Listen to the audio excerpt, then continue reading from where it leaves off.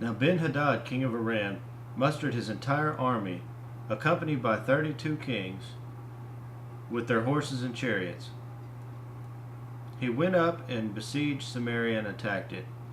He sent messengers into the city of Ahab, king of Israel, saying, "This is what Ben-Hadad says. Your silver and gold are mine, and the best of your wives and children are mine." The king of Israel answered, "Just as you say, my lord the king. I and all I have are yours."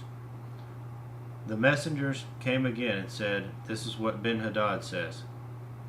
I sent to demand your silver and gold, your wives and your children. But about this time tomorrow, I'm going to send my officials to search your palace and the houses of your officials. They will seize everything you value and carry it away." The king of Israel summoned all the elders of the land and said to them, "See how this man is looking for trouble? When he sent for my wives and children, my silver and gold, I did not refuse him." The elders and the people all answered, "Don't listen to him or agree to his demands." So he replied to Ben-Hadad's messenger, "Tell my lord the king, your servant will do all you demand the first time, but this demand I cannot meet." They left and took the answer back to Ben-Hadad. Then Ben-Hadad sent another messenger to Ahab. "May the gods deal with me, be it ever so severely, if enough dust remains in Samaria to give each of my men a handful." The king of Israel answered, "Tell me, one who puts on his armor should not boast like one who takes it off." Ben-Hadad heard this message while he and the kings were drinking in their tents, and he ordered his men, "Prepare to attack." So they prepared to attack the city. Meanwhile, a prophet came to Ahab, king of Israel, and announced, "This is what the Lord says. Do you see this vast army? I will give it into your hand today, and then you will know that I am the Lord." "But who will do this?" asked Ahab. The prophet replied, "This is what the Lord says. The young officers of the provincial commanders will do it." "And who will start the battle?" he asked. The prophet answered, "You will." So Ahab summoned the young officers of the provincial commanders, 232 men. Then he assembled the rest of the Israelites, 7,000 in all. They set out at noon, while Ben-Hadad and the 32 kings allied with him were in their tents getting drunk. The young officers of the provincial commanders went out first. Now Ben-Hadad had dispatched scouts who reported, "Men are advancing from Samaria." He said, "If they have come out for peace, take them alive. If they have come out for war, take them alive." The young officers of the provincial commanders marched out of the city with the army behind them, and each one struck down his opponent. At that, the Arameans fled with the Israelites in pursuit. But Ben-Hadad, king of Aram, escaped on horseback with some of his horsemen. The king of Israel advanced and overpowered the horses and chariots and inflicted heavy losses on the Arameans. Afterward, the prophet came to the king of Israel and said, "Strengthen your position and see what must be done, because next spring the king of Aram will attack you again."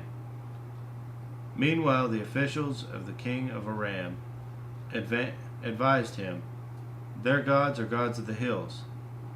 That is why they were too strong for us. But if we fight them on the plains, surely we will be stronger than they.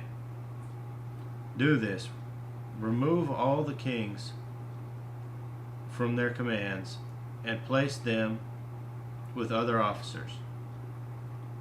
You must also raise an army like the one you lost, horse for horse, chariot for chariot, so we can fight Israel on the plains. Then surely we will be stronger than they." He agreed with them and acted accordingly. The next spring Ben-Hadad mustered the Arameans and went up to Aphek to fight against Israel. When the Israelites were also mustered and given provisions, they marched out to meet them.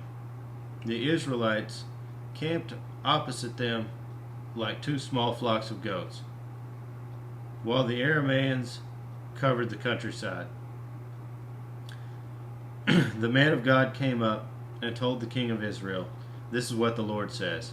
Because the Arameans think the Lord is a God of the hills and not a God of the valleys, I will deliver this vast army into your hands, and you will know that I am the Lord." For 7 days they camped outside each other. They camped opposite each other, and on the 7th day the battle was joined.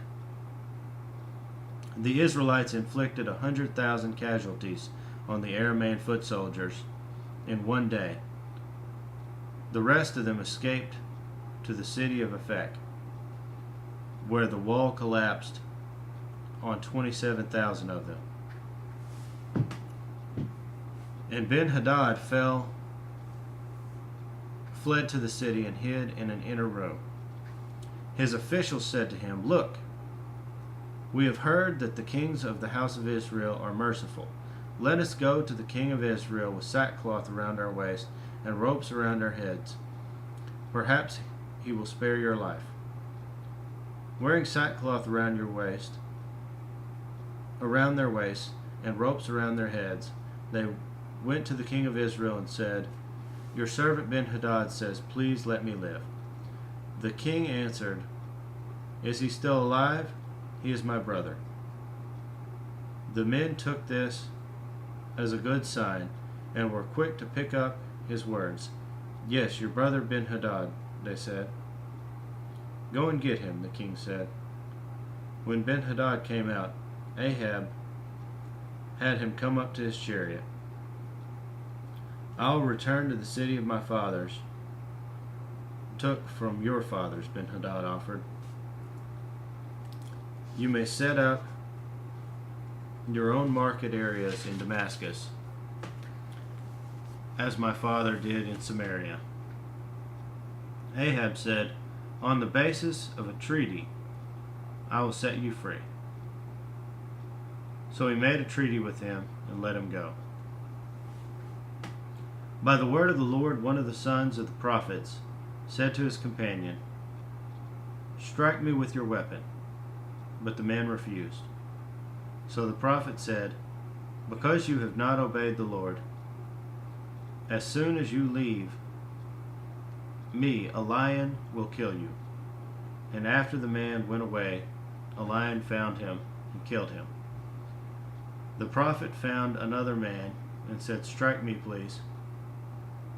So the man struck him and wounded him. Then the prophet went and stood by the road, waiting for the king.